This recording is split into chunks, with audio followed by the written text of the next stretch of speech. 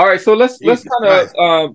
let's move on to our the next one, which would be our events of the year, which and this is not necessarily the fight of the year necessarily, but just who was able to kind of put on an event that captured the public's attention.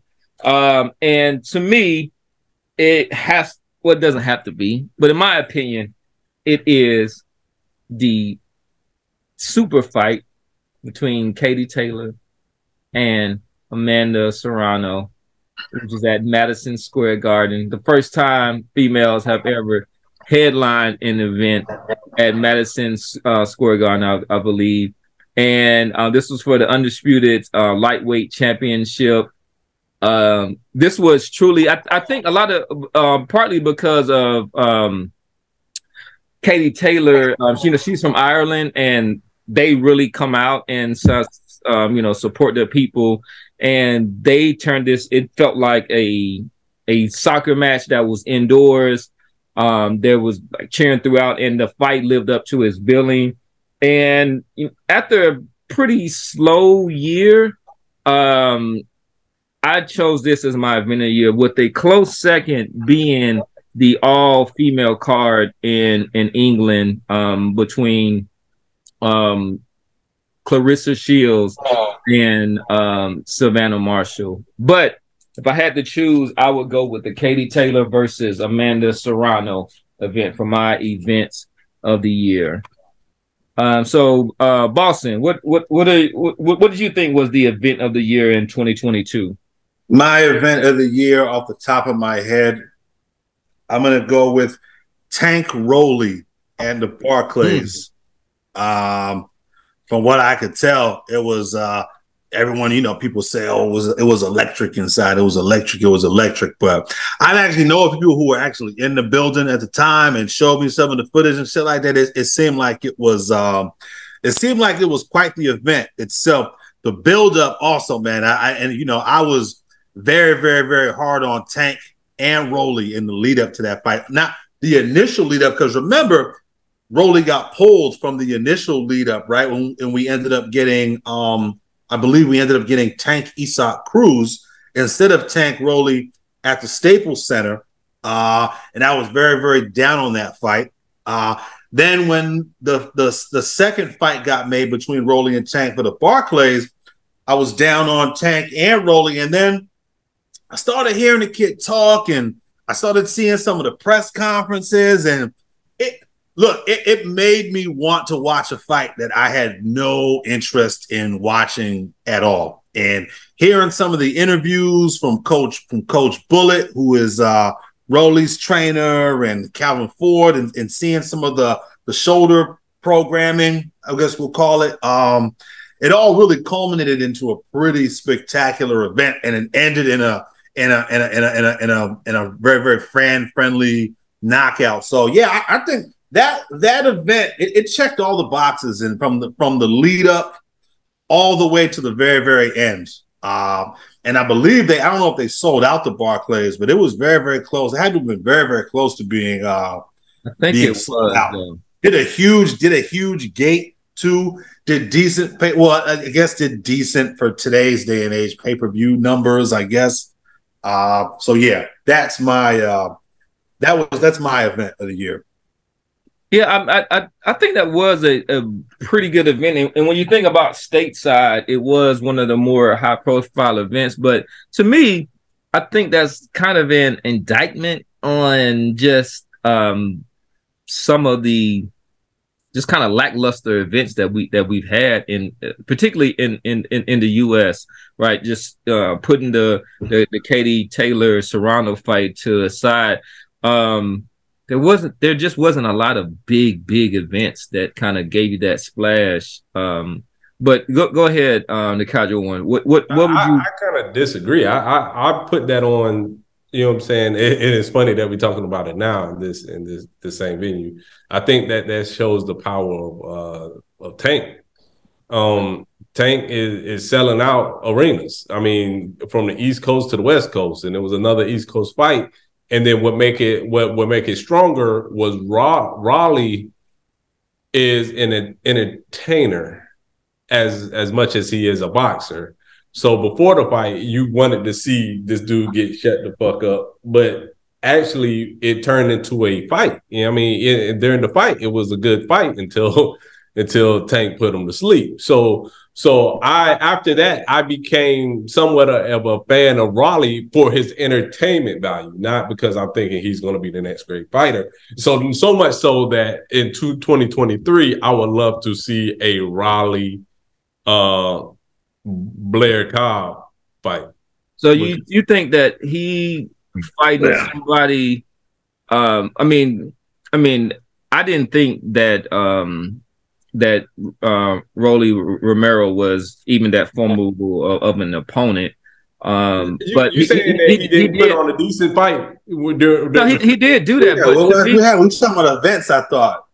Yeah. But what I'm saying is that when they were putting together this fight, I don't think they necessarily thought that this would be, challenging for the event of the year when it comes to boxing. Because if we had fights that went through, like a Crawford Spence fight or anybody viable at heavyweight fight or whatnot, I don't think a fight that did just over 200,000 pay-per-views would kind of rise to that. I think it's more an indictment about what boxing wasn't giving us, at this time.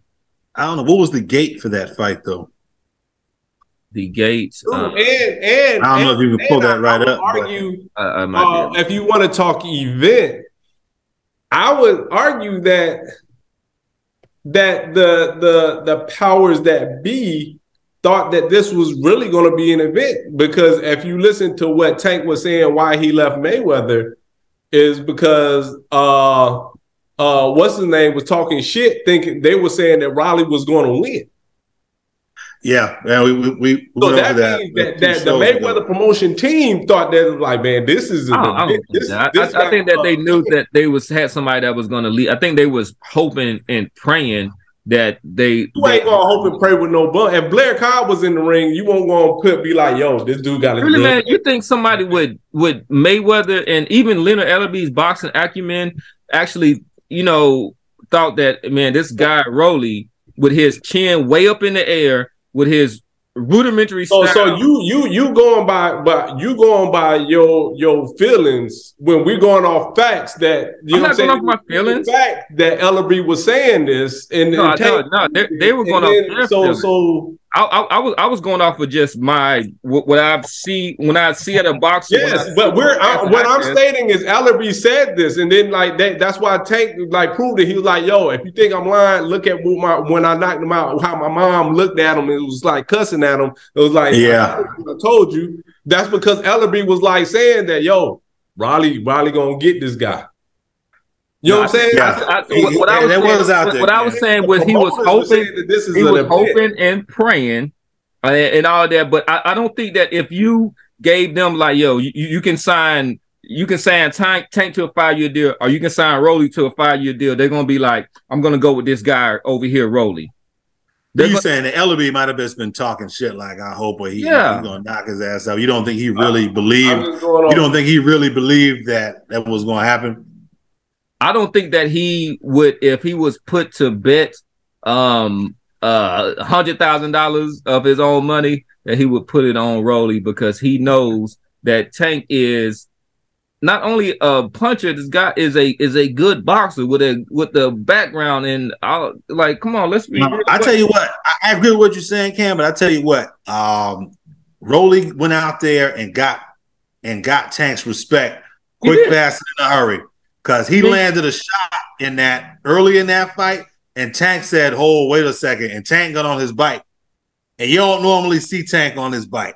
Yeah. I'm not saying that is the end all be all, but look, Rolly's a big, strong, awkward fighter, and he might have been feeling that. But so with that said, because we need to go to the next. Let me finish my. I'm gonna just. Okay, go ahead. So my event of the year, I'm gonna agree with Cam with the Katie Taylor, Amanda Serrano, and my reasoning behind that, I think that set the pace for the women this year. I think if that fight was a dud, I don't think the Clarissa Shield fight would have got that much traction as it did. I think it was an excellent fight. I think it was marketed well, promoted well. And it was a hell of a fight. And I think that put women's boxing on the map. More so than what Clarissa Shields' event did this year. And just to kind of give the numbers, so the gate did in the neighborhood of 5 million. So this is for the Tank fight. And they had an attendance of almost 19,000. So it definitely was an event. It definitely was. It definitely, they definitely. I think that it solidified the drawing power and star power of one Tank Davis, and we'll have to see how much of that was can be attributed to Rolly Romero. All right, so we want to thank y'all for rocking with us in this year 2022. We've been doing this for a little bit now, but we hope that y'all will rock with us even further in 2023. Make sure that you do like and subscribe. We're going to come up with some fresh new content up for this new year. We got some ideas for some new and exciting segments, and we love the feedback that you give for all the comments. We read the comments, trust and believe that, and keep those comments coming in, and they actually help us put together a better show. And with that said, we want to sign off for 2022. This is your man Professor Nim signing off for the Casual Rand and Boston Jared. Happy New Year, everybody! All our listeners out there, Happy New Year. Happy New Year, and keep it popping with the pundits of pugilism. Peace out.